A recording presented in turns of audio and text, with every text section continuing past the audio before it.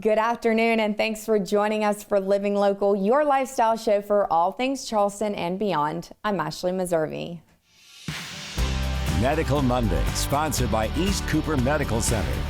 Joining us today, we have Dr. Kyle Kokko. He is a hand and wrist orthopedic surgeon here at the Hand Institute of Charleston. Thanks for having us today. Yeah, thanks for being here. All right, so we're going to talk about arthritis, which is a huge thing. Yeah. But before we talk about that, let's talk about what you do here at the Hand Institute of Charleston. Yeah, well, as you said, I'm a hand and wrist specialist. So basically anything from the middle of the forearm to the fingertip is what we do surgery on.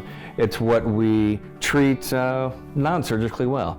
Aches, pains, you mentioned arthritis, fractures, carpal tunnel syndrome, all sorts of things. Y'all got a lot going on, right? We do, yeah. And obviously you're here in Nexton. Beautiful office you have here, very comfortable. I love coming here. But so let's talk about arthritis though. How do you know you have arthritis? I mean, and how common is it? Yeah, so it's very common.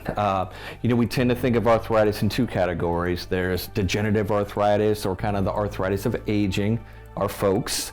And then there's rheumatoid arthritis, which can affect all ages. There's juvenile rheumatoid arthritis. And, as we get older, two very different types, but we treat them in similar ways depending on how they present. So if you could break down what is arthritis though? I mean, I see all kinds of commercials, with different medicines and stuff. So that gives me the impression that it's evolving constantly, right? It is, great question. So simply what arthritis is the breakdown of a joint. So whether it's hips and knees, which we see a lot of commercials about, or whether it's the wrist, thumb, or fingers, it's the breakdown of the cartilage of the joint. So instead of having nice, smooth, and gliding surfaces, those joints break down and they start to grind on one another. That grinding causes pain, and that pain tends to send people in our direction to find out what's going on. Okay, so I've had back surgery. So is it like a disc and then it slowly is worn away and then it starts rubbing up again, kind of like that? Kind of like that. We don't have a disc between the two joints, but it's certainly a wear and tear phenomena where it just breaks down over time. And I hear it can be really painful if it gets really bad, right? It can be very painful. So what happens if you neglect it and you just keep going on and not see anyone about it? I mean, it does get worse, right? It does get worse. The thing about arthritis is it never turns around and starts getting better. The joints continue to break down. But, with treatment, or sometimes even without treatment, despite the joints breaking down, it's not always debilitating. So, in general, we encourage people to continue doing what they enjoy doing, whether it's golf, tennis, crocheting, gardening, whatever they enjoy. A lot of hairdressers and stuff, don't they? Absolutely, absolutely. Yeah. Okay, so what are some of the ways that you can treat it though? Good question. So like hips and knees and other parts of the body, splints and bracing, particularly for the hand, is a good place to start. It's non-invasive. It can support a painful arthritic joint. The thumb's the most common place we see it in the hand.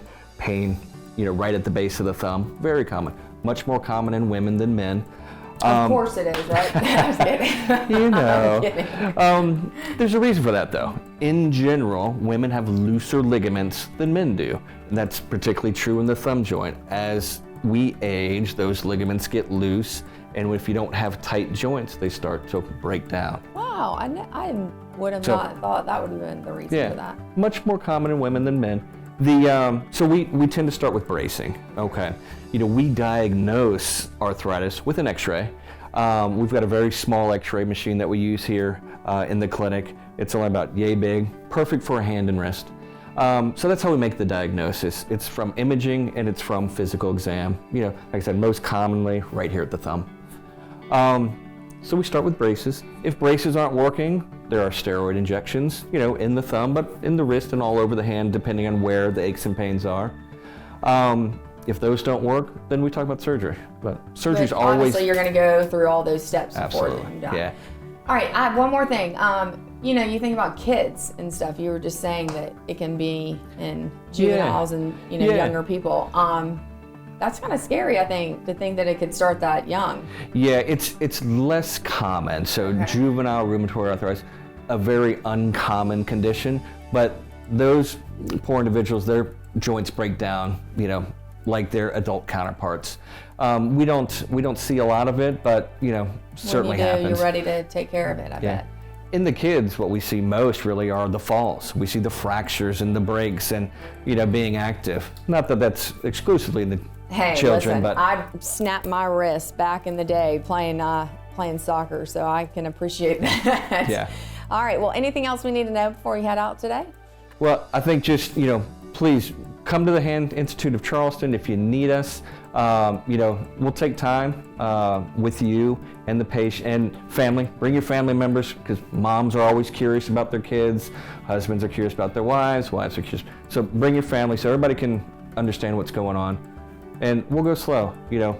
Surgery's the last step. I love hearing and, that.